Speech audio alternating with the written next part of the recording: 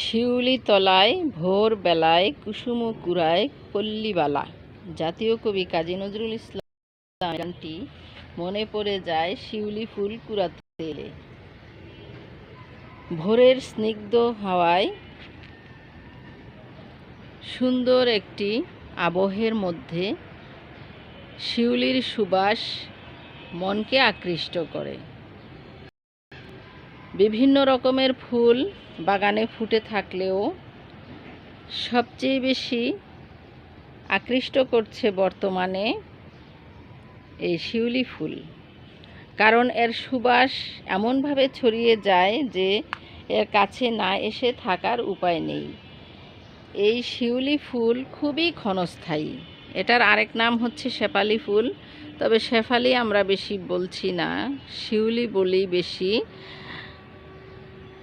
যাই হোক, এই ফুলটি এত চমৎকার, এত সুন্দর অনুভূতি মনকে দেয় যে ডোপামিন হরমোন নিঃসৃত হয় এবং এর কারণে মনে মুগ্ধতা জাগে আর শরীরকে সতেজ করে, চনমনে একটা অনুভূতি দেয়।